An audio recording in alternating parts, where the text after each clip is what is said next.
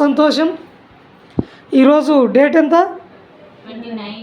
29 June 2026. ఈ దినము దేవుడు మనల్ని సజీవుల లెక్కలో ఉంచినందుకు దేవునికే స్తోత్రం తెలియజేసుకుందాం. దేవునికే స్తోత్రం. హల్లెలూయా. మనము నిన్నటి ఆదివారం రోజు ఒక ప్రకటన చేసుకున్నాం. ప్రకటన ఏమిటంటే, సోమవారం నుండి అంటే ఈ రోజు నుండి శుక్రవారం వరకు 5 రోజులు సంఘం యొక్క అభివృద్ధి కోసము, సంఘం యొక్క క్షేమాభివృద్ధి కోసము, సంఘము క్షేమంగా ఉండాలి, సంఘము అభివృద్ధి చెందాలి. ఇవి 2 విషయాలు చాలా ముఖ్యమైనవి. ఈ 2 విషయాల కోసము, సంఘాభివృద్ధి కోసము, సంఘం యొక్క క్షేమము కోసము మనము 5 దినముల ఉపవాస ప్రార్థనలో ఉండడం జరుగుతుంది. ఇందులో భాగంగానే మనము ఈరోజు మొదటి దినము అయిపోయింది. దేవునికే స్తోత్రం. అయితే నిన్నటి దినము దేవుడు నాకు ఒక చక్కని మాట చెప్పిండు. దేవుడు నిన్నటి దినము నాకు ఒక చక్కని మాట చెప్పిండు. దేవుడు ఏం చెప్పిండంటే, దేవుని ఆజ్ఞల్లో ఒక ఆజ్ఞ ఏందో తెలుసా? మనము ఆనందంగా ఉండడం. మనము ఆనందముగా ఉండడము, ఇది కూడా దేవుని ఆజ్ఞలలో ఒక ఆజ్ఞ. దేవుని పిల్లలు ఎప్పుడూ ఆనందంగా ఉండాలట. అంటే మరి ఎట్లా ఉండాలి ఆనందంగా?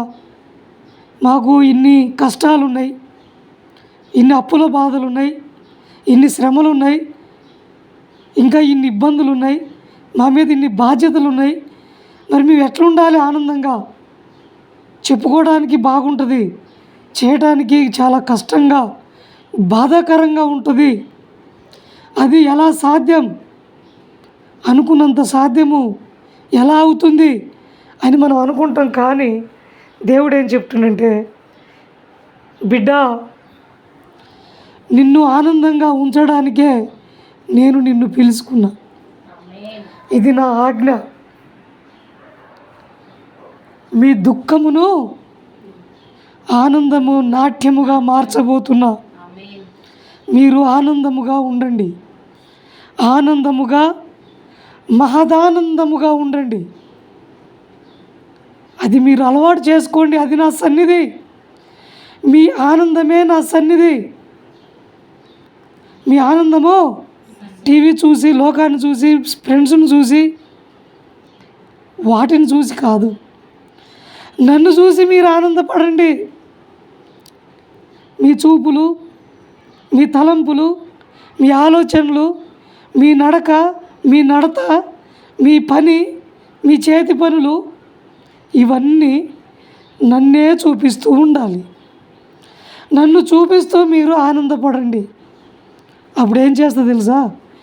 మీరు చేసే ప్రతి పనిలో నేను మీకు ఆనందంతో పాటు విజయాన్ని ఇవ్వబోతున్నా. ఈ మాటలు దేవుడు ఈ రాత్రి తెలియజేయడం జరిగింది. దేవుడు చెప్తుండు, మనము ఈ సృష్టిని ఒకసారి గమనించినప్పుడు ఏ శాస్త్రవేత్తకు కూడా అంతు చిక్కనంత ఈ విశ్వము, ఈ విశ్వాంతరాలము లెక్కకు అందనంత ఉన్నదట. అంత విశాలముగా, సువిశాలముగా ఈ సృష్టి ఉన్నది. దీంట్లో మనము ఒకదాన్ని జరపలేము, ఒకదాన్ని దగ్గరకు తీసుకురాలేము, మనం ఏమీ చేయలేము. కానీ మనము చేయగలిగింది ఒక్కటే, దేవుని నామములో మనకి సమస్తము సాధ్యమే.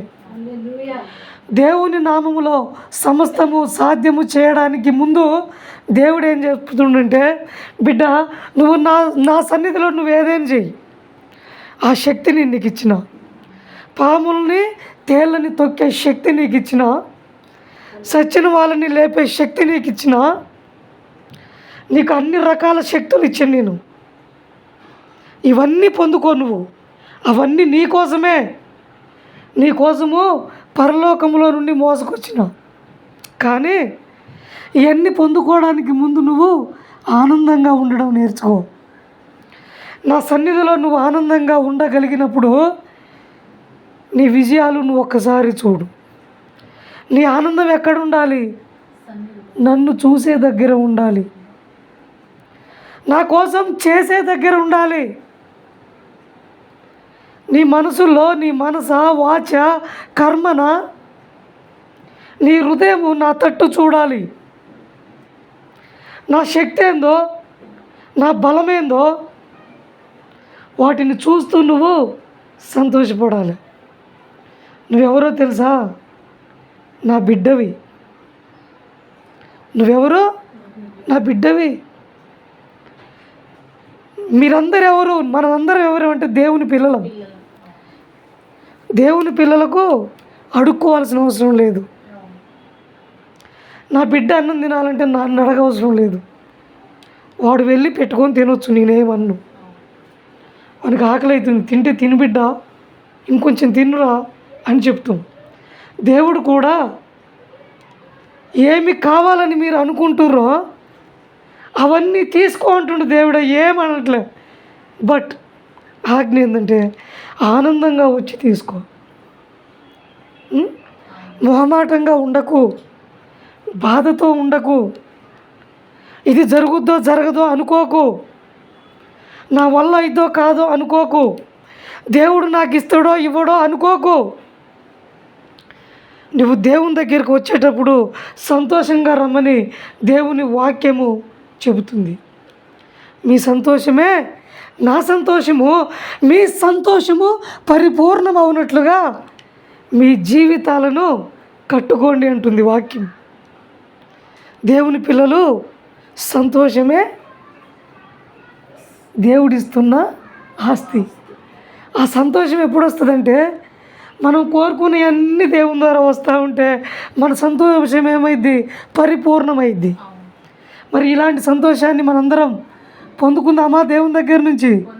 చాలా సంతోషం. ఒకసారి దేవునికి హల్లెలూయా చెప్పండి. దేవా, మీరిచ్చే సంతోషం మాకు కావాలి. దేవునికి స్తోత్రం. లేఖన భాగంలోకి వెళ్దాం. ఈరోజు లేఖన భాగము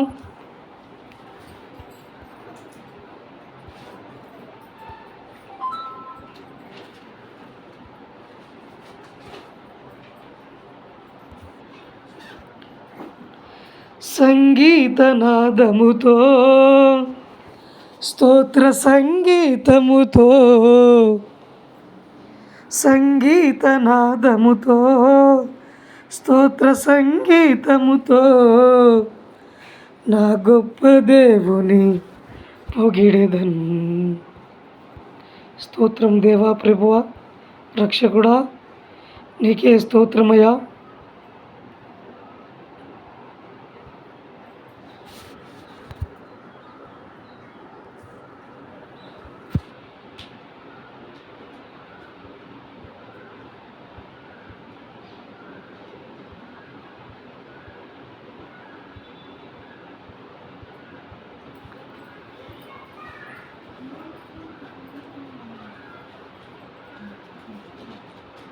ఎస్తేరు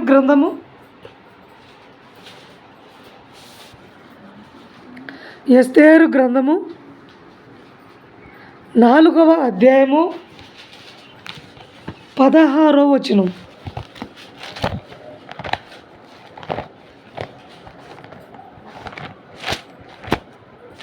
ఎన్నో పేజ్ నెంబర్?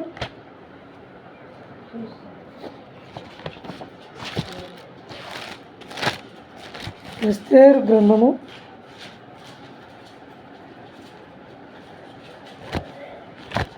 414.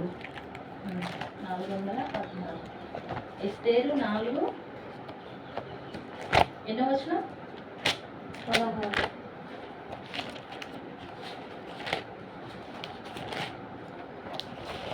ఎస్తేరు గ్రంథము 4వ అధ్యాయము 16వ వచనము.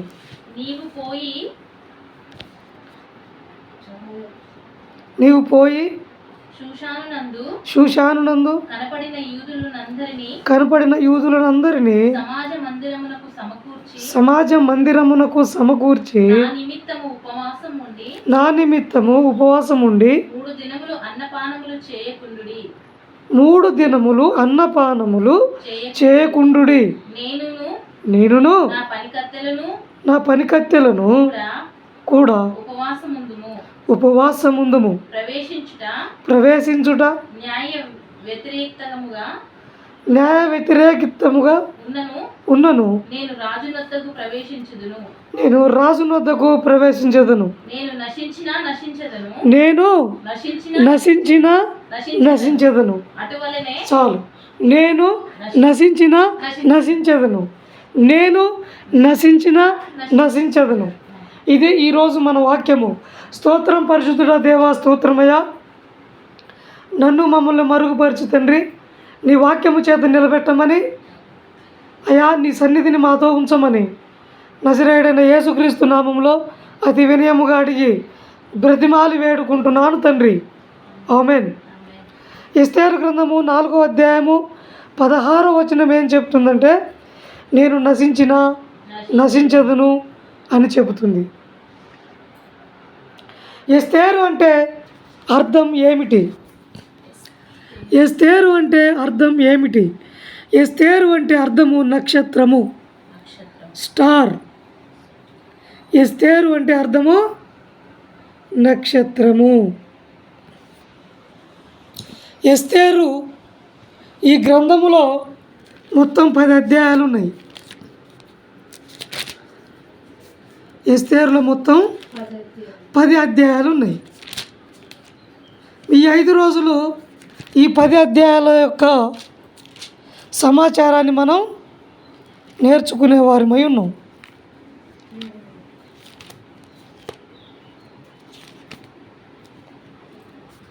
ఓకేనా? ఎస్తేరు గ్రంథము 1వ అధ్యాయము 1వ వచనము నుండి 4వ వచనం వరకు చదువుకుందాం. అహష్వేరోషు దినములలో జరిగిన చర్యల వివరము హిందూ దేశము మొదలుకొని కూషు దేశము వరకు 127 సంస్థానములు అహష్వేరోషు ఏలెను. ఆ కాలమందు రాజైన అహష్వేరోషు షూషాను కోటలో నుండి రాజ్య పరిపాలన చేయుచుండగా తన ఏలుబడి యందు 3వ సంవత్సరమున తన అధిపతులందరికీ సేవకులకును విందు చేయించెను. పారసీక దేశము యొక్కయు మాధ్య దేశము యొక్కయు పరాక్రమశాలులను ఘనులను సంస్థానాధిపతులను అతని సన్నిధిన ఉండగా అతడు తన మహిమగల రాజ్యము యొక్క ఐశ్వర్య ప్రభావములను తన మహిత్యాతిశయములను ఘనతలను అనేక దినములు అనగా 180 దినములు కనపరచెను. చాలు. ఇంతవరకు ఒక భాగం. ఇక్కడ ఎస్తేరు గ్రంథము 1వ అధ్యాయము మాట్లాడుతున్నప్పుడు కొంత సమాచారము తెలుసుకోవలసిన వారిమై ఉన్నాం. దేవుడు అబ్రహాము, ఇసాకు, యాకోబుల దేవుడు తన ఇజ్రాయేల్ ప్రజలంతా ఐగుప్తులో ఉన్నప్పుడు ఐగుప్తులో నుండి వారందరినీ విడుదల చేసిండు. పాలు తేనెలు ప్రవహించే ప్రదేశమునకు వారిని తీసుకువెళ్ళిండు. తీసుకెళ్ళిన తర్వాత అక్కడ 12 గోత్రాలకు గాను 11 గోత్రములకు 11 దేశములను ఇచ్చిండు. వాళ్ళందరూ సుఖ సంతోషాలతోటి ఆ ప్రదేశంలో జీవిస్తున్నారు. కొంతకాలం గడిచిపోయింది. వీళ్ళంతా దేవుణ్ణి మర్చిపోయారు. వీళ్ళంతా దేవుణ్ణి మర్చిపోయి మళ్ళా విగ్రహారాధన వైపు తిరిగిర్రు. అప్పుడు దేవుడు ఏం చేసిండంటే, వీళ్ళు నన్ను మర్చిపోయారు, నన్ను ఆరాధించట్లేదు అని చెప్పి దేవుడు ఏం చేసిండంటే వీళ్ళను బబులోను రాజుకి చెరగా పట్టించిండు దేవుడే. ఒకనాడు అన్ని యుద్ధాలలో గెలుస్తున్న వీళ్ళు బబులోను రాజు చేతిలో ఓడిపోయారు. బబులోను రాజు చేతిలో ఓడిపోయారు. 70 సంవత్సరాలు బబులోను రాజు పాలనలో వీళ్ళు ఉన్నారు. అదే సమయంలో వీళ్ళని పరిపాలించింది ఎవరంటే ఆశ్వరోజు రాజు. ఈయన 127 సంస్థానాలకు ఈయన రాజు. అంటే ఈ లోకములో, ఈ ప్రపంచంలో అప్పుడు సంస్థానాలుగా పిలువబడేవి. ఈరోజు దేశాలుగా పిలువబడుతున్నట్టుగా ఆనాడు సంస్థానాలుగా పిలువబడేది. ఒక విషయం చెప్పాలంటే ఇక్కడ అంటుండు, హిందూ దేశం మొదలుకొని, హిందూ దేశం ఎవరిది? మన దేశం, మన భారతదేశం. మన భారతదేశం గురించి బైబిల్లో అక్కడక్కడ రాయబడింది. ఏమని రాయబడిందంటే కొన్ని చోట్ల హిందూ దేశం అని, మరికొన్ని చోట్ల జంబూద్వీపం అని. ఏమిటి? జంబూద్వీపం. మన భారతదేశముకు బైబిల్లో 2 పేర్లు గలవు, హిందూ దేశము, జంబూద్వీపం. హిందూ దేశం మొదలుకొని అంటే ఆనాడు భారతదేశము కూడా ఆశ్వరోజు పరిపాలన కిందనే ఉంది. ఈ ప్రపంచాన్ని 4 రాజ్యాలు పరిపాలించినాయి. ఒకటి బబులోన్ సామ్రాజ్యము, 2 మాదియా పారసీక, 3 గ్రీకు, 4 రోమన్స్, రోమ్. ఈ 4 రాజ్యాలు ప్రపంచం మొత్తాన్ని పరిపాలించినాయి ఆ రోజుల్లో. ఫస్ట్ బబులోన్, తర్వాత మాదియా పారసీక, దాన్ని ఓడించి ఇది వచ్చింది పైకి. మళ్ళీ దీన్ని ఓడించి గ్రీక్ సామ్రాజ్యం, అలెగ్జాండర్. మళ్ళీ దాన్ని ఓడించి రోమన్ సామ్రాజ్యం. ఇప్పుడు ఎవరు పరిపాలిస్తున్నారు? యేసుక్రీస్తు పరిపాలిస్తుండు. ఇప్పుడు ఎవరి పరిపాలన కింద ఉంది ప్రపంచం?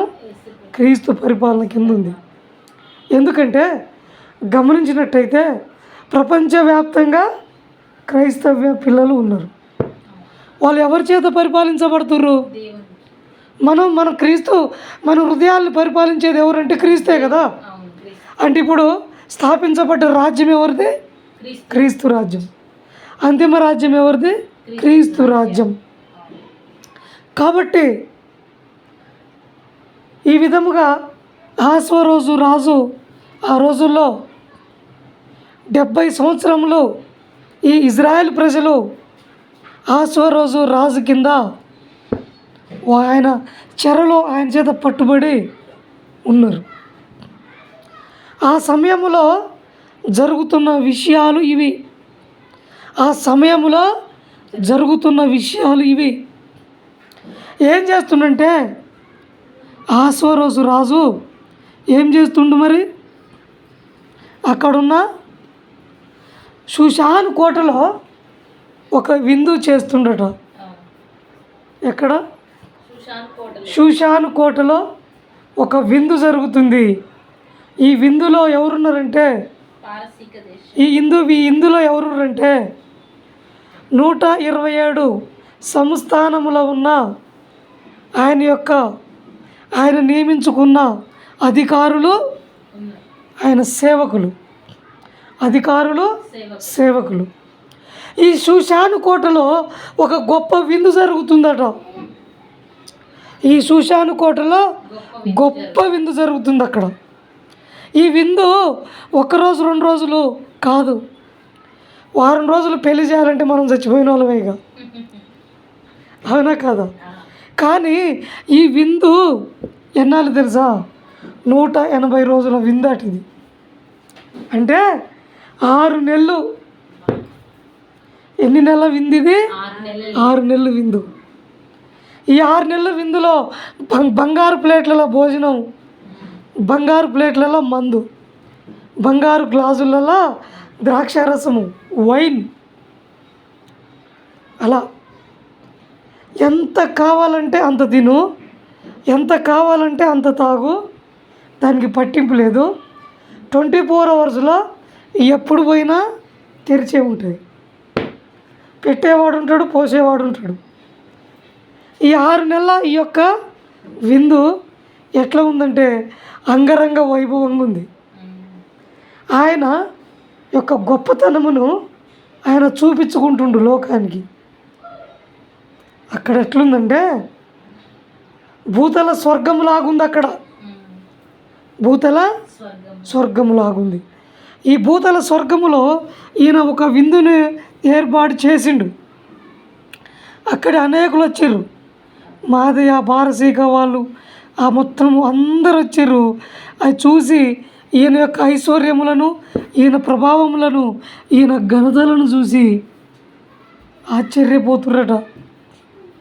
వచ్చిన వాళ్ళు రాజుకి ఏమి కోదవా ఆశ్చర్యపోతుర్రట అందరూ. అబ్బా ఏమిటి అసలు ఈ విందు? 6 నెలల విందు. ఏది అడుగుతుందే, లేదనేది లేదు అక్కడ. అలాంటి విందు జరుగుతూ ఉంది. ఇక్కడ కొన్ని విషయాలు మనము ఆలోచించుకుందాం. కొన్ని విషయాలను చూసుకుందాం. అహష్వేరోషు అంటే అర్థం ఏమిటంటే మహారాజు అని అర్థం. ఏమిటి? మహారాజు. ఈయన 127 సంస్థానాలకు రాజు. కానీ మన యేసుక్రీస్తు సర్వభూమికి రాజు. ఎక్కడికి? సర్వభూమికే మన దేవుడు రాజు. ఆయన ఎవరు? ఎలా వచ్చిండు? రాజుల రాజుగా, ప్రభువుల ప్రభువుగా. ఆనాడు సిలువేసేటప్పుడు నీవు యూదుల రాజు అంటే, అవును నువ్వు అన్నట్లే నేను రాజునే. ఇప్పుడు మనకు కూడా ఆయన రాజే. ఈ లోకంలో ఎక్కడైతే క్రీస్తు పిల్లలు ఉన్నారో, నిజమైన దేవుని పిల్లలు ఉన్నారో, వారందరికీ ఆయన రాజే. ఇర్మియా 10:10.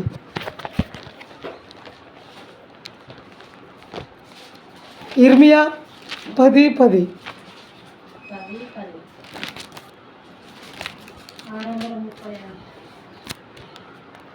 యెహోవాయే నిజమైన దేవుడు, యెహోవాయే నిజమైన దేవుడు, ఆయనే జీవము గల దేవుడు, ఆయనే జీవము గల దేవుడు, సదాకాలము సదాకాలము ఆయనే రాజు, సదాకాలము ఆయనే రాజు, సదాకాలము ఆయనే రాజు. ఆయన ఉగ్రతకు భూమి కంపించును, జనములు ఆయన కోపమును సహింపలేవు, జనములు ఆయన కోపాన్ని సహింపలేరు. ఆయన సదాకాలము రాజు. మరి అహష్వేరోషు ఎన్ని సంవత్సరాలు రాజు అంటే ఈయన 20 సంవత్సరాలే రాజుగా ఉన్నాడు. వాక్యాన్ని పరిశీలించినట్టయితే అహష్వేరోషు రాజు 20 సంవత్సరాలు మాత్రమే పరిపాలించిండు. కానీ మన దేవుడైన రాజు సదాకాలము రాజై ఉన్నాడు కదా. కాబట్టి మన రాజు ఎలాంటి వాడంటే మహత్యం గలవాడు. ఆయన ఏం గలవాడు? ఇందాక మనం చెప్పుకున్నాం కదా, ఏమనుకున్నాం? మాదైశ్వర్యం అనుకున్నాం ఆయనది. ఆయన చూపించుకున్న అందరికీ ఆయన గొప్పతనం ఏందో. కానీ మన దేవుడు ఏంటంటే అంతకంటే గొప్పవాడు. ఇంకా దేవతలందరికంటే మహత్యం గలవాడు. కీర్తన 95:3.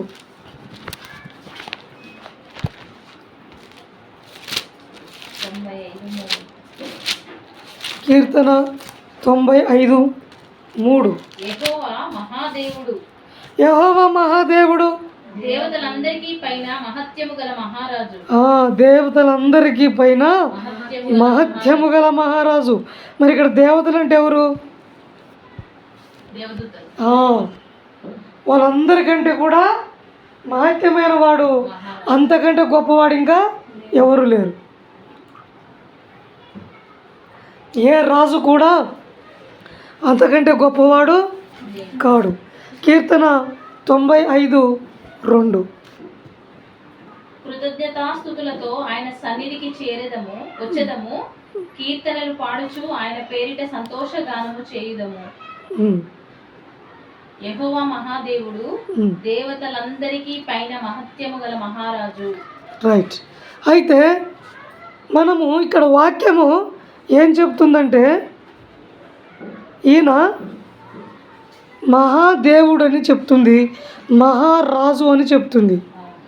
కృతజ్ఞత చేత ఆయన దగ్గరకు రావాలి, కీర్తనలు పాడుతూ సంతోషగానం చేస్తూ రావాలి. అందుకే ఈ మధ్య నేను కూడా కీర్తనలు పాడుతున్నా, గొంతు లేకపోయినా. అందుకే ప్రారంభించిన నేను కూడా. దేవుని దగ్గరకు వచ్చే ప్రతివాడు కీర్తన గానముతో రావాలట. ఆ విధంగా రావాల్సిన వారిమై ఉన్నాము. ఈయన యొక్క సింహాసనము ఆకాశం యందు స్థిరపరచబడింది. ఆశ్వరోజు సింహాసనం ఎక్కడ ఉన్నది? భూమి మీద కాదు, షూషాను కోటలో. షూషాను కోటలో ఉండి ఆయన పరిపాలన ప్రారంభించాడు. ఈనాడు భారతదేశాన్ని పరిపాలన కూడా ఢిల్లీ కోట నుండి జరుగుతుంది కదా. ఆనాడు ఆ రాజు కూడా, ఆశ్వరోజు రాజు కూడా షూషాను కోటలో నుండి పరిపాలన ప్రారంభించిండు. కానీ మన దేవుడు ఎక్కడి నుంచి? సింహాసనము, పరలోక సింహాసనములో నుండి. ఎబ్రీ 1:8.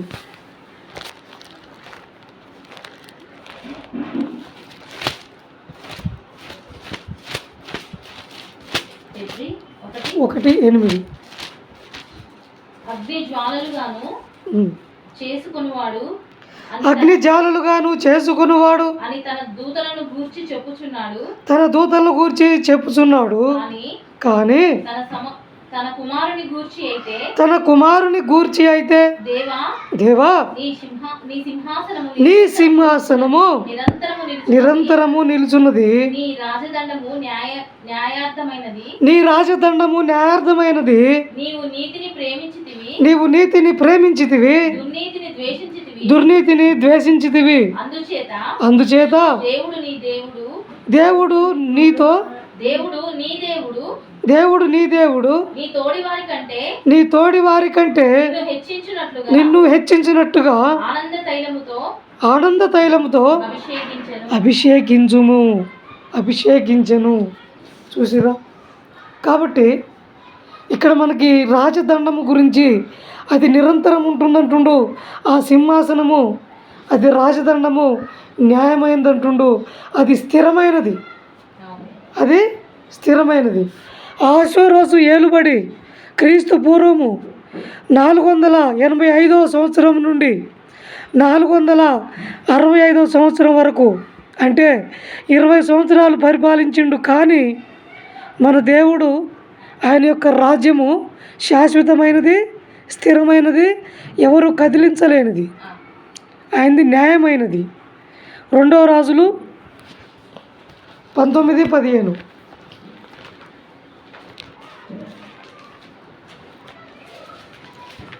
2వ రాజులు 19:15, 328వ పేజీ. 19:15. యెహోవా సన్నిధిని ఇట్లని ప్రార్థన చేసెను. యెహోవా కెరూబుల మధ్య నివసించుచున్న ఇశ్రాయేలీయుల దేవా, భూమాకాశములను కలగజేసిన అద్వితీయ దేవా, నీవు లోకమందున్న సకల రాజ్యములకు దేవుడవై ఉన్నావు. యెహోవా చెవియెగ్గి ఆలగింపుము, యెహోవా కన్నులు తెరిచి దృష్టించుము.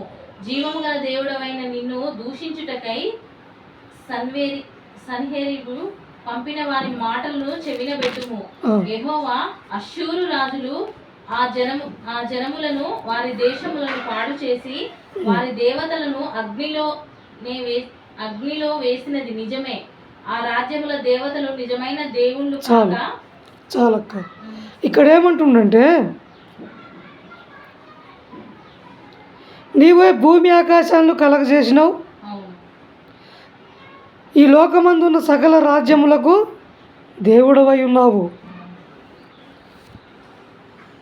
ఈ లోకంలో ఉన్న రాజులు కొన్ని రాజ్యాలకు కొన్ని దేశాలకు అధిపతులు పరిపాలకులుగా ఉంటారేమో, కానీ మన దేవుడు 2వ రాజులు 19వ అధ్యాయము 15వ వచనంలో ఏమి చెబుతుందంటే, ఏం చెప్తుంది? సకల రాజ్యాలకు నీవే రాజు. దేవుడవు, అవును, సకల రాజ్యాలు నీ చేతనే స్థిరపరచబడుతున్నవి, సకల రాజ్యములు నీ చేతనే పాలించబడుతున్నవి. యెషయా 57:17.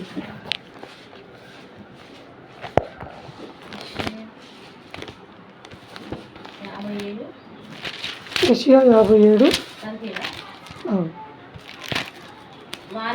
నేను పుట్టించిన నరులు క్షీణించిపోవుదురు.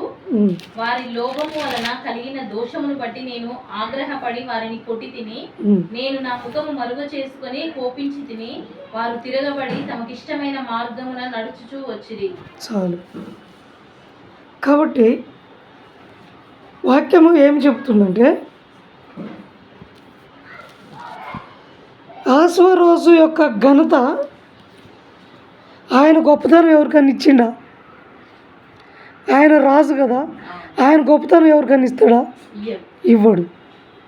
కానీ మన దేవుడు ఏమంటుండంటే, ఒక రాజే గొప్పవాడు, కానీ దేవుని దగ్గరికి వచ్చిన పిల్లలు, ఆ పిల్లలు గొప్పవాళ్ళు. అర్థమైందా చెప్పింది? ఇప్పుడు రాజ్యం ఉందనుకో, ఆ రాజ్యంలో ఎవడు గొప్పవాడు అంటే ఏం చెప్తావు? రాజు గొప్ప అని చెప్తావు. మరి ఇప్పుడు యేసుక్రీస్తు కూడా రాజ్యం కడుతుండగా, అదే సంఘంగా, సంఘంలో ఎవరు గొప్పవాడంటే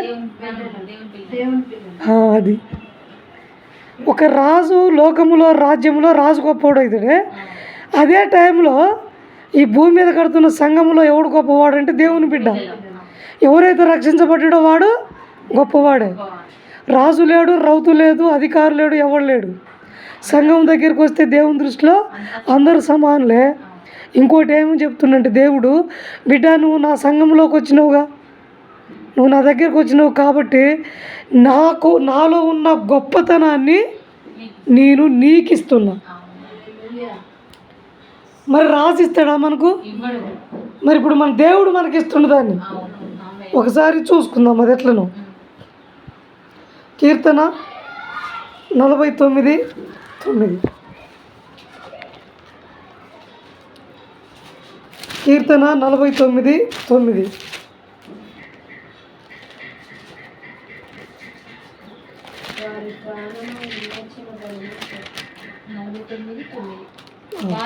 వారి ప్రాణ విమోచన ధనము బహు గొప్పది, అది ఎన్నటికి తీరక అట్లుండవలసినదే.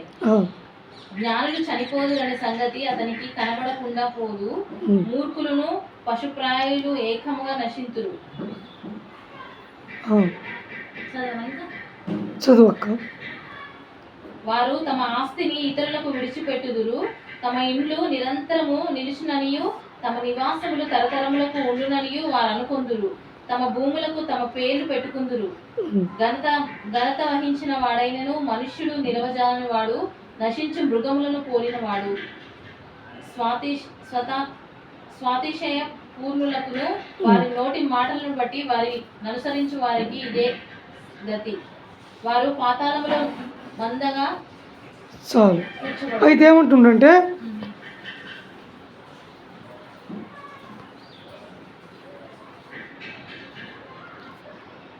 ప్రాణ విమోచన ధనము బహు గొప్పది. మన ప్రాణాన్ని విమోచించేది ఎవరంటే దేవుడు. చనిపోయినాక మళ్ళీ తిరిగి లేపేది దేవుడే. ఇది గొప్ప విషయమా కాదా? అది కీర్తన 91:14.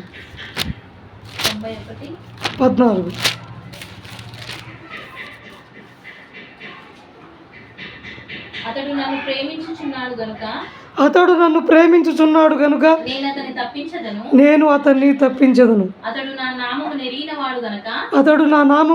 వాడు గనుక నేను అతన్ని ఎవరిని? దేవుడు దేవుని పిల్లల్ని గనపరుస్తాడట. రాజు ప్రజలను ఎప్పుడు గనపరచడు. నేనే గొప్పవాడిని అనుకుంటాడు, నేనే గొప్పవాడిని అని చెప్తాడు. ప్రజలు కూడా అరే పరిపాలిస్తుండు, పాలకుడు గొప్పవాడురా, అదే మనమైతే పరిపాలించగలుగుతామా అనుకుంటాడు. కానీ దేవుడు ఏమంటుండంటే మిమ్మల్ని గనపరుస్తా అంటుండు. చదువు. అతడు నాకు మొరపెట్టగా నేను అతనికి ఉత్తరమిచ్చేదను, చాలు శ్రమలో నేను అతనికి తోడై ఉండేదను. చాలు. సామెతలు 31:29.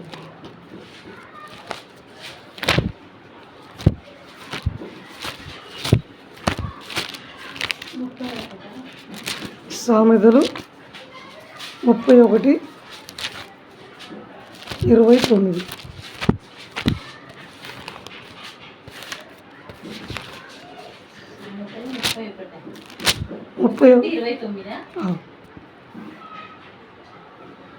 చాలా మంది కుమార్తెలు పతివ్రత ధర్మమును అనుసరించి ఉన్నారు, కానీ వారందరినీ నీవు మించిన దానవు అని ఆమె పెనిమిటి ఆమెను పొగుడును.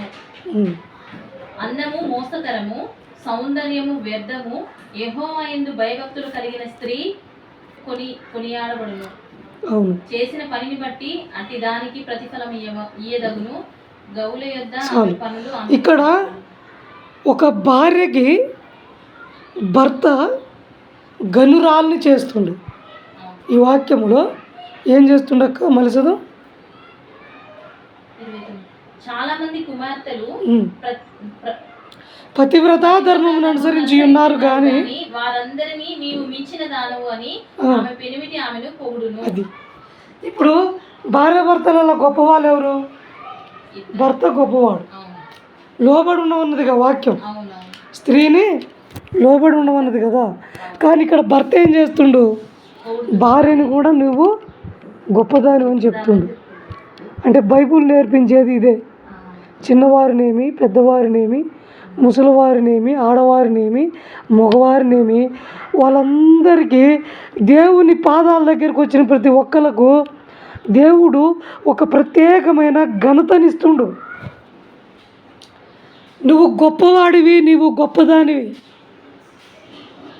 నీకు ఏమి ఉన్నా ఏమి లేకపోయినా, నిన్ను ఎవరు పట్టించుకున్నా ఎవరు పట్టించుకోకపోయినా, నీకు ఎవరు విలువిచ్చినా ఎవరు విలువీయకపోయినా, నీకు విలువిచ్చేది ఎవరంటే దేవుడు. నీకు విలువిచ్చేది ఎవరంటే వాక్యం. ఈ వాక్యాన్ని పట్టుకొని ఈ వాక్యం చదివి ఈ వాక్య ప్రకారంగా జీవించే ఏ భర్త తన స్త్రీని ఏమండు గొప్పగా చూసుకుంటాడు, గొప్పగా సాదుకుంటాడు. ఈ వాక్యం అర్థమైన రోజు, ఈ వాక్యము అర్థమైన రోజు చాలా ఎట్లా చెప్తుండే విన్నారు కదా, వాళ్ళందరికంటే కూడా వాళ్ళందరూ పవిత్రమైన వాళ్ళే, కానీ వాళ్ళందరికంటే నీవు మించిన దానివి, పవిత్రురాలు కంటే కూడా మించిన దాని అంటుండు. అంటే ఈమె క్యారెక్టర్ని పట్టుకోవట్లే. ఈమె మంచిదా, ఈమె చెడ్డదా, ఈమె కోపిష్ట, ఈమెలో స్వార్థం ఉందా, ఇదేది పట్టించుకోవట్లేదు. కానీ ఈయన ఇస్తున్న స్టేట్మెంట్ ఏంటంటే పవిత్రురాళ్ళ కంటే కూడా నువ్వే మంచిదానివి, నువ్వే మించిన దానివి అని చెప్తుండు. అంటే ఈ మాట ఎవరు చెప్తారంటే కేవలం దేవుని బిడ్డ మాత్రమే తన భార్యకు చెప్పగలుగుతాడు. అలా చెప్పలేకపోతే వాడు దేవునిలో లేనట్టు. అయితే దాన్ని కాపాడుకోవాల్సిన బాధ్యత కూడా స్త్రీల మీద కూడా ఉంది. ఉన్నదా లేదా? అది ప్రతి దానికి దేవుడు ఇచ్చే ప్రతి దానికి ఒక వెనుకంగా ఒకటేముంటుంది, ఒక షరతు ఉంటుంది. షరతుతో కూడిన ఆజ్ఞలు, షరతుతో కూడిన ఆశీర్వాదాలు, షరతుతో కూడిన వాగ్దానాలు ఉంటాయి మనకు. అది నిలుపుకోవాలి, ఆ ప్రేమని నిలుపుకోవాలి. ఎప్పుడు ఒకే విధంగా జీవించొద్దు. క్రైస్తవ పిల్లలు రూపాంతరం అంటారు. ఏమంటారు? రూపాంతరం. రూపాంతరం. ఫస్ట్ మన హృదయంలోకి ఏమొస్తుందంటే మారు మనసు వస్తుంది, తర్వాత పశ్చాత్తాపం, తర్వాత శుద్ధత. రూపాంతరం. రూపాంతరం. మారిపోతుంటాం రోజు రోజుకి. మన బండ హృదయం ఏమైందంటే మెత్తని హృదయం, మాంసం హృదయముగా మారిపోద్ది. ఆ విధంగా ఉండకూడదు. Respect, give respect and take respect అంటారు. రెస్పెక్ట్ ఏంటంటే ఇవ్వడం మొదలైద్ది, కరెక్టే, ఇవ్వడము మొదలైద్ది. మళ్ళీ కాళ్ళతో తన్నుకోవద్దు. వస్తున్న ఆ రెస్పెక్ట్ని కాళ్ళతో తన్నుకుంటే మళ్ళీ రాదు, ఎప్పటికో వస్తుంది. వచ్చినప్పుడు మళ్ళీ మిస్ చేసుకోవద్దు. దేవుని వాక్యం ఏం చెప్తుందంటే నువ్వు నీ ఎదుటి వ్యక్తికి రెస్పెక్ట్ ఇవ్వకపోతే ఇక వేస్ట్గా, నువ్వు నీ ఎదుటి వ్యక్తికి విలువ ఇవ్వకపోతే, వాళ్ళని నీకంటే గొప్ప వాళ్ళగా చూడకపోతే, నువ్వు క్రీస్తు బిడ్డవే కాదు. రోడ్డు మీద అడుక్కునేవాడైనా బిచ్చం ఎత్తుకునేవాడైనా వాడు నీకంటే గొప్పవాడని వాడిని నువ్వు సన్మానించాలి. దేవుడు ఎంత గొప్పవాడు, ఆయన ఏం చెప్తుండు ఇప్పుడు? ఎవరు గొప్పవాడని చెప్తుండు? మీరు గొప్పవాళ్ళని చెప్తుండు. మీరు గొప్పవాళ్ళని చెబుతూనే స్త్రీ పురుషులు ఉన్నారు కదా, స్త్రీని కొద్దిగా తక్కువగా పురుషుని కొద్దిగా ఎక్కువ చేసిన కదా, పురుషుడు శిరస్సు కదా, స్త్రీ పురుషునికి లోబడి ఉండాలి కదా, అలా అని వాళ్ళని నువ్వు గౌరవించకుండా ఉండడానికి నీకు పర్మిషన్ లేదు. నీ భార్యను రెస్పెక్టబుల్గా నువ్వు చూసుకోవాలి. రెస్పెక్టబుల్గా చూసుకోకపోతే నువ్వేం చేస్తున్నావు అంటే వాక్యాన్ని వ్యతిరేకిస్తున్నావు అని అర్థం. వాక్యాన్ని నీవు తృణీకరిస్తున్నావని అర్థం. వాక్యము విడిచిపెట్టి తైతక్కలాడుతున్నావని అర్థం. వాక్యాన్ని విడిచిపెట్టి నీ ఆత్మలో చీకటిని నింపుకుంటున్నావని అర్థం. నీ ఆత్మకి వెలుగు లేదని అర్థం. అందుకే చిన్నపిల్లలేమి, భార్యలేమి, పై స్థాయిలో ఉన్నవాడు కింద స్థాయిలో ఉన్నవారిని అతనికంటే ఎక్కువ గౌరవించాలట. వాక్యము చెబుతుంది. గొప్పతనము, ఘనత ఎవరిదో తెలుసా? నా బిడ్డది. నా బిడ్డ ఆడని చూడను, నా బిడ్డ మగని చూడను, నా బిడ్డ నపుంసకుడని చూడను, నా బిడ్డ చిన్నవాడని చూడను, నా బిడ్డ 2 ఏళ్ల పసి బాలుడిని చూడను. కానీ నా బిడ్డకు రావాల్సిన గౌరవము ఏది? నా బిడ్డ నీకు ఎదురుపడ్డప్పుడు నువ్వు కూడా ఒకరోజు మార్చబడి నా దగ్గరికి వచ్చినావు కదా, నువ్వు ఇస్తున్న గౌరవం ఏది? ఇక్కడ వాక్యం ఏం చెప్తుందంటే నీకంటే తక్కువ ఉన్న వాళ్ళు నీకంటే గౌరవనీయులు, గొప్పవాళ్ళు.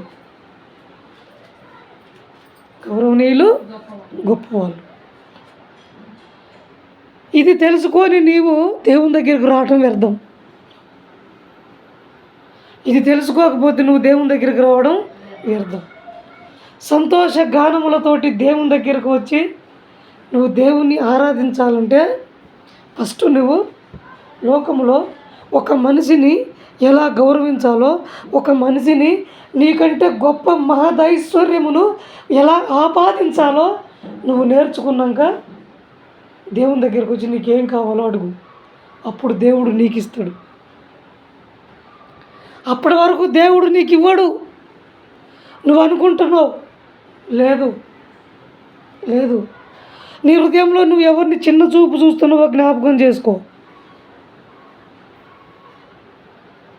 నీ హృదయంలో ఎవరు తక్కువ అంచనా వేయబడుతుర్రో జ్ఞాపకం చేసుకో. ఇక్కడ మాట్లాడేది సుధాకర్ కాదు, దేవజనుడు కాదు, పరిశుద్ధాత్మ దేవుడు. ఈ పరిశుద్ధాత్మ దేవుడు చెప్పేది మీకు కాదు, నాకు కూడా. వీటినే తూచా తప్పకుండా పాటించాలి. అది నేనైనా మీరైనా దేవుని పిల్లలు వారెవరైనా సరే గౌరవించడం ఎలా నేర్చుకోవాలంటే ఎలా నేర్చుకోవాలంటే, నీవు దేవుని బిడ్డవైతే నీ చుట్టూ ఉన్న వాళ్ళని వాక్యం చెప్తుంది కదా, ఏమని చెప్తుంది వాక్యము? పవిత్రత కలిగిన స్త్రీల కంటే నీవే హెచ్చైన దానివి. అలా చెప్పగలగాలి, అలా చెప్పగలగాలి. ఇది దేవుని ప్రేమ. ఈ మాట ఆశ్వరోజు చెప్తాడా ఎవరికన్నా? నువ్వే గొప్పదానివని, నీవే గొప్పవాడివని. తన దగ్గర పనిచేసే ఒక బంట్రోత్ దగ్గరికి వెళ్ళి, బంట్రోత్ నువ్వే గొప్పవాడివయ్యా అని చెప్పగలుగుతారా? మరి మన దేవుడు చెప్తుండు, ఏమంటుండు?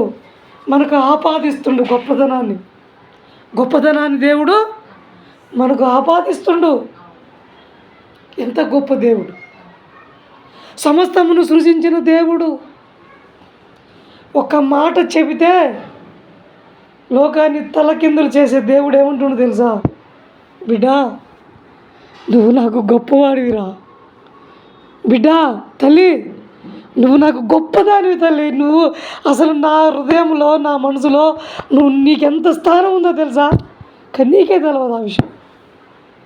నేను నిన్ను ఎంత ఐశ్వర్యంతో చూస్తున్నానో నీకు తెలియదు. నువ్వు లోకం వైపు చూసినప్పుడు ఏమనుకుంటున్నావంటే, ఈ లోకాన్ని చూసినప్పుడు నువ్వేమనుకుంటున్నావంటే, ఏమో మా చుట్టాలు లెక్క చేయట్లేదు, మా బంధువులు లెక్క చేయట్లేదు, ఇంకొక ఆయన వచ్చి మతం పుచ్చుకుంది, మతం మారింది, ఆమె ఏందో, ఆమె బతికేందో, ఆమెదంతా ఒక సిద్ధాంతం, ఆమెదంతా ఏందో అని ఎవరు నన్ను లెక్క చేయట్లేదు, ఎవరు నన్ను పట్టించుకోవట్లేదు, అప్పులేని, బాధలు ఉన్నాయని, కష్టాలు ఉన్నాయని అని మీరు అనుకుంటున్నాం. కానీ దేవుడు ఏం చెప్తుండంటే, నువ్వు ఏ స్థితిలో ఉన్నా, నువ్వెక్కడున్నా, నా దృష్టిలో నువ్వు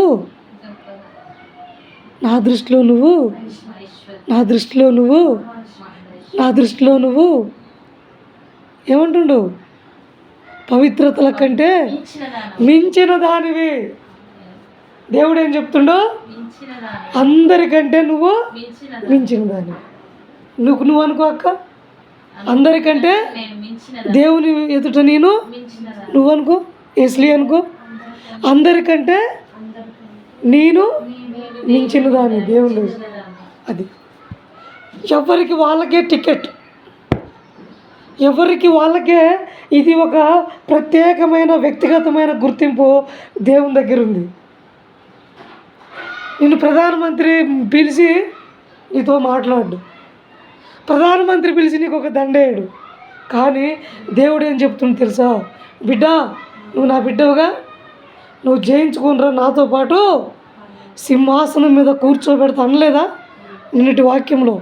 ఎక్కడ కూర్చోబెడతాడు అంటే నీకు ఎంత ఎంత హెచ్చింపు జీవితము. మరి అది మనం గుర్తిస్తున్నామా? గుర్తించాలి. అవునా కాదా?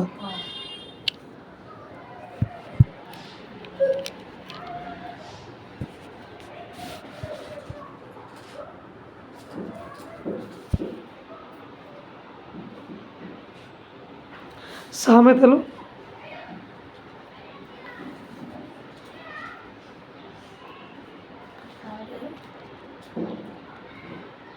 చదివినాం కదా అక్క. కీర్తనలు 91:14. కీర్తనలు 91 కీర్తన 14 కూడా చదివినవా?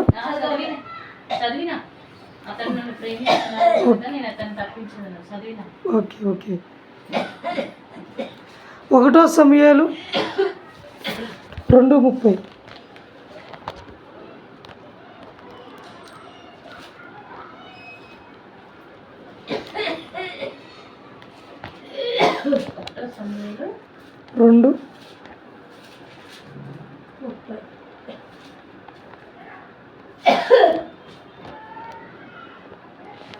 నీ ఇంటి వారును నీ పితరుల ఇంటి వారును నా సన్నిధిని యాజకత్వము జరిగించుదురని యెహోవా ఆజ్ఞ ఇచ్చి ఉన్నాను. ఇప్పుడు ఇది నా మనసులకు కేవలము ప్రతికూలమైనని ఇశ్రాయేలీయుల దేవుడైన యెహోవా సెలవిచ్చుచున్నాడు. కావున యెహోవా వాక్కు ఏదనగా, నన్ను గనపరచు వారిని నేను గనపరచుదును, నన్ను తృణీకరించు వారు తృణీకారమందుదురు. ఆలకించుము. రాగల దినములలో నీ బలము నీ పితరుని ఇంటి బలమును నేను తక్కువ చేతును. నీ ఇంటి ముసలివాడు ఒకడును లేకపోవును. యెహోవా ఇశ్రాయేలీయులను చేయదలిచిన మేలు విషయములలో నా నివాస స్థలమునకు అపాయము కలుగగా నీవు చూతువు. ఎప్పటికీ నీ ఇంట ముసలివాడుండడు. నా బలిపీఠమునొద్ద నెనడు ఉండకుండా నేనందరినీ నశింప చేయక విడిచివాడను గనుక అది నీ కన్నులు. చాలు. ఇక్కడ ఏం చెప్తుండంటే దేవుడు, నన్ను గణపరచు వాడిని నేను గణపరచుదును. నువ్వు దేవుని గణపరిచినావు అనుకో, ఎంత గణపరుస్తున్నావో అంత ఘనత నీకు వస్తుంది. నువ్వు దేవుని గణపరుస్తున్నావు అనుకో, ఎంత గణపరుస్తున్నావో అంత ఘనత నీకు వస్తుంది. ఇది గుర్తుపెట్టుకోవాలి. నువ్వు వారానికి ఒకసారి దేవుని గుర్తు చేసుకుంటే దేవుడు కూడా నిన్ను వారానికి ఒక్కసారి గుర్తు చేసుకుంటాడు. నువ్వు రోజు దేవుని గుర్తు చేసుకుంటే దేవుడు రోజు నిన్ను గుర్తు చేసుకుంటాడు. ప్రతి నిమిషం నువ్వు దేవుని గుర్తు చేసుకుంటే ప్రతి నిమిషం దేవుడు నిన్ను గుర్తు చేసుకుంటాడు. ఎందుకు మరి? ఎందుకు గుర్తు చేసుకుంటే ఏమవుతాయంటే, నీ గుర్తింపులో దేవుని దగ్గరికి మహిమ పోతుంది, ఆయన గుర్తింపులో నీ దగ్గరకు ఆయన ఐశ్వర్యములు, ఆయన ఆశీర్వాదాలు వస్తాయి. దేవుడు వచ్చేటప్పుడు ఉత్త చేతులతో రాడు. నువ్వెంత ఎంత ఘనపరుస్తావో అంత ఘనత నీ లోకంలో దేవుడు నీకు ఇస్తాడు. నువ్వేం చేయాలి? పరలోకానికి వెళ్ళి ఘనత తెచ్చుకోవాలి. ఆ ఘనత ఏమైంది? లోకంలో ఉపయోగపడుతుంది. ఒక షాప్కి వెళ్ళి ఒక టార్చ్ లైట్ కొనుక్కొచ్చుకున్నావు. ఇప్పుడు ఏం చేస్తావు? చీకట్లో కొట్టుకుని ఎంత దూరమైన పోతావు. అంటే నీకు కావాల్సినవన్నీ పరలోకంలో దేవుని మహిమపరిచి ఘనపరిచి తెచ్చుకోవాలి. అవన్నీ ఆ ఘనత ఎవరికి ఇస్తారంటే దేవుడు తిరిగి ఫలితం ఎవరిది? నీదే. నువ్వు రోజు ప్రార్థన చేయి, నీ జీవితంలోకి ఎన్నో కార్యాలు వస్తాయి. వారానికి ఒకసారి చేయి, అడపదడప అది కాదు, అట్లనే ఉంటుంది. రోజు ఇంటికి వచ్చే వాళ్ళ మీద ప్రేమ వేరే ఉంటుంది, నెలకు ఒకసారి వచ్చేటోళ్ళ మీద ప్రేమ వేరే ఉంటుంది. ఎందుకంటే నిత్యం మన చుట్టూ ఉండేటోళ్ళు నిత్యం మన జ్ఞాపకం ఉంటారు. వాళ్ళ కష్టాలు ఏంది, వాళ్ళకి ఏం కావాలనేది గుర్తొస్తుంది. ఎక్కడో ఉన్న వాళ్ళకి ఏం కావాలో మనకి ఎందుకు గుర్తొస్తుంది? ఎప్పుడో ఒకసారి గుర్తొస్తుంది. ఇది కూడా అంతే. నువ్వు నిత్యం దేవునితో సహవాసం చేయగలిగితే అనేకమైన ఆశీర్వాదాలు వెంటాడుతూ వస్తాయి నీ దగ్గరికి, లేకుంటే రావు. అదే చెప్తుండు, నువ్వు నన్ను ఎంత గణపరుస్తావో నేను నిన్ను అంత గణపరుస్తా. అది చెప్తుండు దేవుడు. కాబట్టి విషయం ఏంటంటే, ఈ యొక్క ఎస్తేరు గ్రంథములో యెహోషువ రాజు ఏం చేస్తుండే అంటే ఒక విందు చేస్తుండు. ఈ విందు చేస్తా ఏం చేస్తుండంటే, విందులో 127 సంస్థానాలకు చెందిన అధికారులను సేవకులను పిలిచి 6 నెలల విందు ఇస్తుండు. అది వైభవంగా మహావైభవంగా ఉంది. అయితే ఈ విందు అయిపోవస్తుంది. 4వ వచనం నుండి 8వ వచనం వరకు చదువక్క.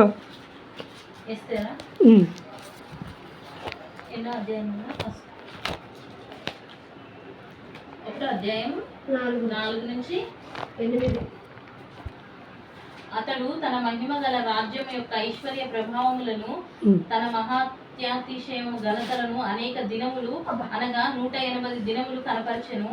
ఆ దినములు గడిచిన తరువాత రాజు షూషాను కోటలోనున్న అల్పులకేమి గనులకేమి జనులకందరికీ రాజకోటలోని తోట ఆవరణములో 7 దినములు విందు చేయించెను. మళ్ళీ 7 దినాల ఇందు మొదలైంది. ఇప్పుడు ఎంత? 7 దినాలు. 6 దినముల ఇది 6 నెలల విందు అయిపోయింది. 108 దినములు. 6 నెలల విందు అయిపోయింది. ఇప్పుడు ఏమి స్టార్ట్ అయిందంటే, ఇప్పుడు 7 దినాల విందు ఉంది. దేవుడు ఎన్ని రోజుల్లో చేసిండు ఈ భూమిని? 7 దినాలు చేసిండు కదా. ఇప్పుడు ఇక్కడ ఏమైంది, స్టార్ట్ అయిందంటే 7 దినాల విందు మొదలైంది. అవును. మరి ఈ 7 దినాల విందులు ఎవరుండ్రక్క? చదువు. తర్వాత అంతే అయిపోయినాక ప్రార్థన. చదవనా? ఉమ్. అక్కడ ఆ. ధవల ధూప వర్ణములు గల అక్క 4వ వచనం నుండి 8వ వచనం వరకు చదువుకుంటున్నాం. 4 నుంచా? ఉమ్. అతడు తన మహిమగల రాజ్యం యొక్క ఐశ్వర్య ప్రభావములను, ఆ. తన మహత్యాతిశయములను, ఘనతలను అనేక దినములు అనగా 180 దినములు కనపరచెను. ఆ. ఆ దినములు గడిచిన తర్వాత రాజు షూషాను కోటలోనున్న అల్పులకేమి ఆ. జనులకేమి జనులకందరికిని ఆ. రాజు కోటలోని తోట ఆవరణంలో 7 దినములు విందు చేయించెను. ఇప్పుడు ఎవరికి చేస్తుండు విందు? అల్పులకు గనులకు ఇద్దరికి. అల్పులకు గనులు గనులు అంటే ఎవరు? అల్పులు అంటే ఎవరు? అల్పులంటే పేదవారు, అల్పులు అంటే ఇప్పుడు అక్కడ పనిచేసిన వాళ్ళు. పనిచేస్తారు. 6 నెలలు మరి వెనకట స్టవ్ కాదుగా, అవును. కట్టెల మీద వండాలి, తేవాలి, వాళ్ళు. పొయ్యాలి. మరి ఇప్పుడు ఒక్కరు కాదుగా, అవును. 127 సంస్థానాలకు పనిచేసిన వాళ్ళు, 6 నెలలు పనిచేసిన వాళ్ళు ఎంతమంది ఉండాలి మరి వాళ్ళు? అవును. మరి వాళ్ళందరికీ ఇప్పుడు 7 రోజులు మళ్ళీ. 7 రోజులు మళ్ళా. మళ్ళీ ఇప్పుడు అలా ఇంకా గన్లు ఎవడంటే ఈ అక్కడి నుంచి వచ్చిన అధికారులు వాళ్ళతోటి మాట్లాడి మాట మంచిగా ఉంటుందిగా, వాళ్ళు. మళ్ళీ వాళ్ళకు ఓకే. అంటే ఇప్పుడు ఆ సూశాన్ కోటలో ఉన్న వాళ్ళకు 7 దినముల విందు ప్రారంభమైంది. అవును. ఈ 7 దినముల ప్రారంభమైనప్పుడు ఏం జరుగుతుంది అక్క? చదువు కింద. అక్కడ ధవల ధూప వర్ణములు గల అవిసనారతో చేయబడిన త్రాళ్లతో ఆ. చెలువరాతి స్తంభముల మీద ఉంచబడిన వెండి కమ్మలకు తగిలించిన తెలుపులు ఉదారంగులు కలిపిన తెరలు వేలాడుచుండెను. ఆ. మరియు ఎరుపు, తెలుపు, పసుపు, నలుపు అయిన చలువరాళ్ళు పరిచిన నేల మీద వెండి బంగారముమయమైన జలతారు గల పరుపులుండెను. అచ్చట కూడిన వారికి వివిధమైన బంగారు పాత్రలతో పానమిచ్చుచు రాజు స్థితికి తగినట్టుగా రాజు ద్రాక్షరసమును దాసులు అధికముగా పోసిరి. చాలు. ఇప్పుడు ఇక్కడ ఎట్లుందంటే ధవల వర్ణం అంటే తెలుపు, మిరిమిట్లు గొలిపే తెలుపు. తెలుపు. అవును. ధూమ్ర వర్ణం అంటే బూడిద. బూడిద. ఈ ధవలమును ఈ బూడిదను కలిపితే ఒక కలర్ వస్తుంది.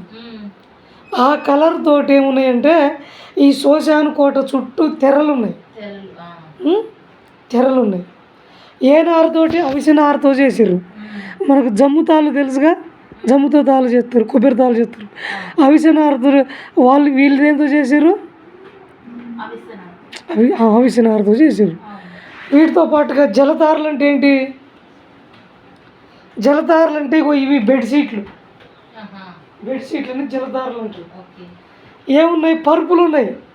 ఆ పరుపుల మీద ఇప్పుడు అల్పులేమింది గనులేని అందరూ పరుపుల మీద కూర్చొని పానం చేయాలి, తినాలి. ఎరుపు, తెలుపు, పసుపు, నలుపు. ఎన్ని రోజులు అంటే 7 రోజులు చేయాలి. అవును. ఇప్పుడు ఇక్కడ ఎవరు ఉండంటే ఐశ్వర్యరాజు రాజు కూడా ఉండు. అవును. ఈయన ఏం చేస్తుండు? ఈ విందులో ఈయన కూడా ఉండు. అవును. ఈయన తాగుతుండు, తింటుండు, ఈయన కూడా ఉండాల. అవును. ఉండి ఇప్పుడు ఈయనకు ఒక ఆలోచన వస్తుందట. అదేందో చదవండి. అచ్చట కూడిన వారికి వివిధమైన బంగారు పాత్రలతో పానమిచ్చుచు రాజు స్థితికి తగినట్టుగా రాజు ద్రాక్షరసమును దాసులు అధికముగా పోసిరి. ఆ విందు పానము ఆజ్ఞానుసారముగా జరుగుటను బట్టి ఎవరును బలవంతం చేయలేదు. ఎవడు కోరినట్టుగా వారికి పెట్టవలనని తన కోట పనివారికి రాజు ఆజ్ఞనిచ్చి ఉండెను. రాణి అయిన షష్ఠి కూడా రాజైన అహశ్వేరోషు కోటలో స్త్రీలకు ఒక విందు చేయించెను. 7వ దినమందు రాజు ద్రాక్షరసము త్రాగి సంతోషముగా ఉన్నప్పుడు కూడి వచ్చిన జనమునకును అధిపతులకును రాణి అయిన షష్ఠి యొక్క సౌందర్యమును కనపరచవలనని రాజ కిరీటము ధరించుకొనిన ఆమెను తన సన్నిధికి పిలుచుకొని వచ్చినట్లు రాజైన అహర్వేరోషు ఎదుట ఉపచారము చేయు మెహోమాను, బిస్తా, హర్బోనా, బిక్త, అబక్త, జేతరు, కర్కసు అను 7 నపుంసకులను ఆజ్ఞాపించాను. చాలు. ఇప్పుడు ఈ శూషాను కోటలో ఒక సైడ్ ఏమో స్త్రీలు, ఇంకో సైడ్ ఏమో పురుషులు. ఈ స్త్రీలకు ఎవరు ఇస్తారు విందు అంటే షష్ఠి అనే ఒక మహారాణి, రాణి. యువతలు ఎవరు? అహశ్వేరోషు రాజు. రాజు రాణి ఆడవాళ్ళకి ఏమో రాణి తీసుకుంది. రాణి లీడర్షిప్ తీసుకుంది. ఇక్కడనేమో రాజు ఉండు. ఇప్పుడు ఈ రాజు కొద్దిగా డ్రింక్ వేసిండుగా. రాజు ఏం చేసిండు? డ్రింక్ వేసిండు.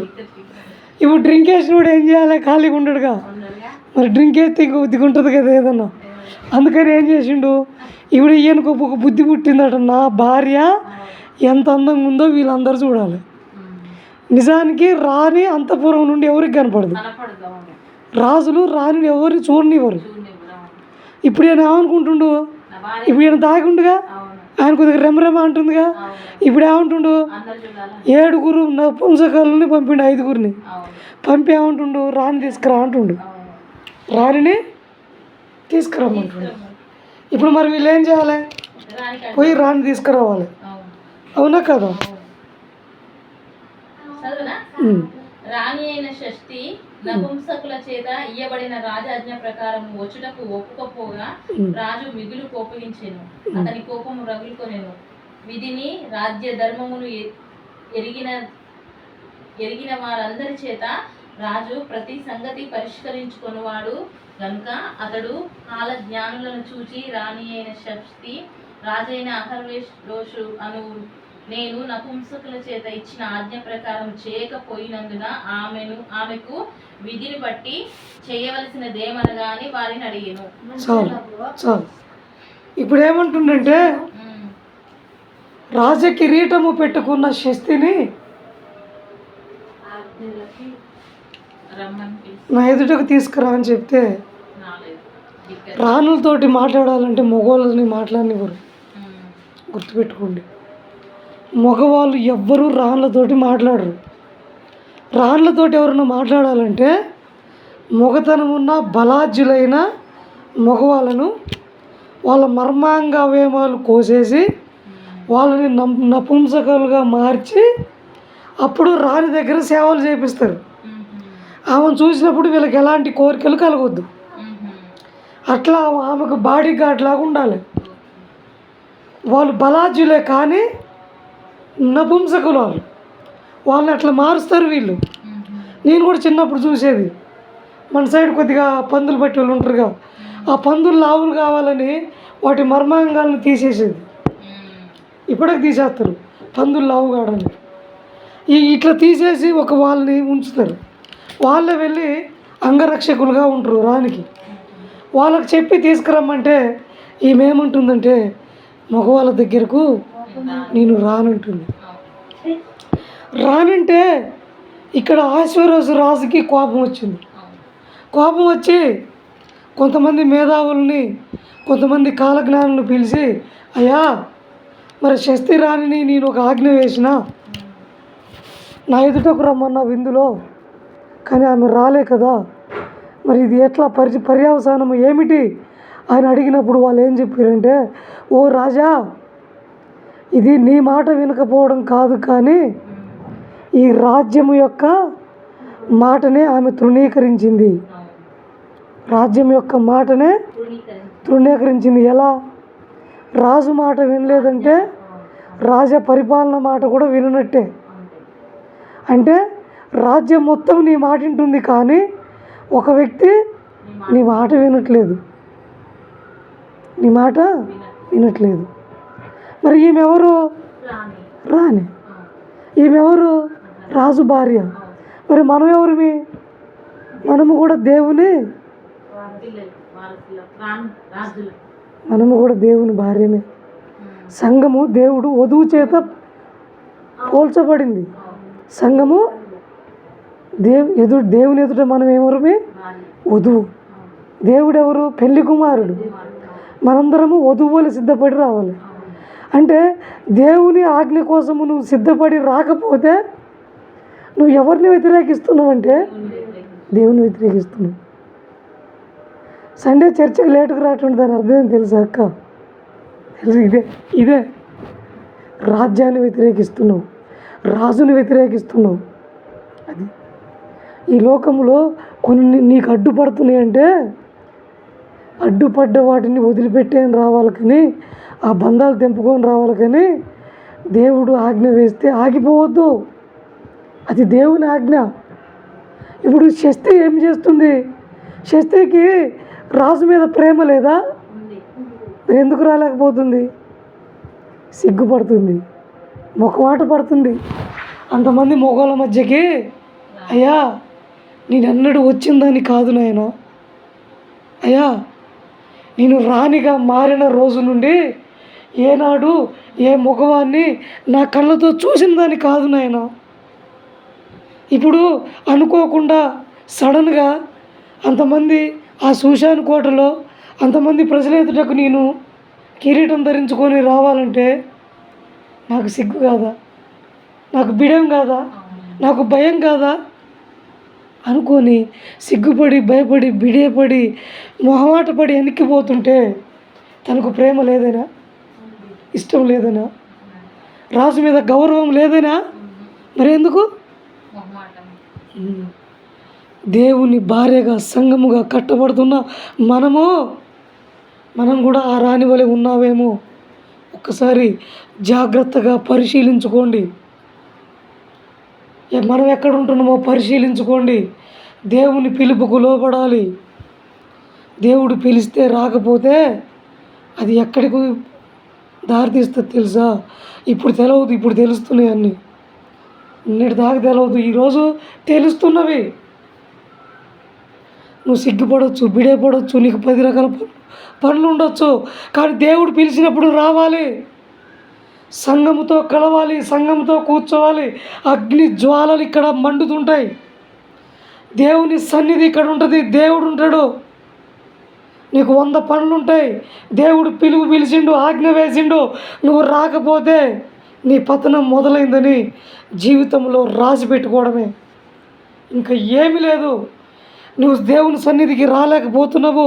అన్నో తమ్ముడో అక్కో చెల్లో బిడ్డో కొడుకో ఎవరో నీకు అడ్డుపడుతున్నారు, నీకు ఇంకొక పని అడ్డుపడుతుంది అంటే నీకు నువ్వే అడ్డుపడుతున్నావు అంటే దాని అర్థం ఏందో తెలుసా? నీవు తృణీకరించబడుతున్నావని, నీ నాశనం మొదలైందని అర్థం. నీ యొక్క నాశనం మొదలైందని అర్థం. నీ యొక్క పతనం మొదలైందని అర్థం. ఇది చిన్న సన్న విషయం కాదు. సంఘంలో కలవడం అంటే దేవునితో కలవడం. ఇది చిన్న సన్న విషయం కాదు ఇది. అందుకని అయ్యా మరి ఏం చేయనంటే అప్పుడు ఏం చేస్తుంది తెలుసు? వాళ్ళు ఏం చెప్తారు తెలుసా? అయ్యా రాజా, నిన్ను మాత్రమే వ్యతిరేకించినట్టు కాదు, ఈ రాజ్యం యొక్క ఆజ్ఞనే ఆమె వ్యతిరేకించినట్టు. కాబట్టి ఇప్పుడు ఏం చేయాలి? రాణిగా ఆమె ఉండుటకు అర్హత లేదు, అర్హురాలు కాదు. కాబట్టి ఇప్పుడు ఏం చేయాలి? ఈమెను రాణి స్థానములో నుండి తీసివేసి రాజ్యములో నుండి బయటికి గెంటివేయాలి. రాణి స్థానంలోకి ఇంకొక రాణి రావాలి. ఇప్పుడు ఎవరు వస్తారు ఇంకొక రాణి అంటే? అగో ఆ పుస్తకం పేరు ఎవరి పేరు మీద ఉంది? ఎస్తేరు. షష్ఠి ముఖమాట పడి బిడేపడి వెళ్ళిపోతుంది. ఈ ప్లేస్లోకి ఎవరు వస్తారు? ఎస్తేరు రాబోతుంది. ఎవరు? నువ్వు అనుకుంటున్నావేమో రాళ్ళను రొట్టెలుగా మార్చే దేవుడు నువ్వు రాకపోతే ఆ ప్లేస్లోకి 100 మందిని తీసుకొస్తాడు. అవసరం ఎవరిదంటే నీదే. దేవుని ఆజ్ఞకు లోపడాలి, భయపడాలి. దేవుని సంతోషపెట్టుటకు, దేవుని సన్నిధిలో ఆశీర్వాదాలు పొందుటకు సమస్తమును విడిచిపెట్టి దేవుని కోసం రావాలి. దేవుని కోసం రావాల్సినప్పుడు ఇంకొకరి సహాయం కాదు. ఇది కూడా గుర్తుపెట్టుకోండి. ఒకరి సహాయం కాదు, ఇంకొకరికి సహాయం చేస్తూ రావాలి దేవుని దగ్గరకు. దేవుడు ఇంకా మెండైన సహాయాలు చేస్తాడు, ఇంకా విలువైనవి ఇస్తాడు. ఎప్పుడు ఇస్తాడు? ఇవ్వడానికి సిద్ధపడ్డప్పుడు నిన్ను మించి నీకు ఇవ్వడానికి దేవుడు సిద్ధపడతాడు. లేకుంటే రావు. కుంచకపోతే రావు. దేవుని దగ్గరికి ఎట్లా రావాలి? వెతుక్కుంటూ రావాలి. అదే చెప్తుంది వాక్యం. మనము కూడా దేవుని వధువులమే. ఈరోజుకి టైం అయింది కదా, 7 అయింది. కాబట్టి ఈ మాటలను దేవుడు దీవించునుగాక.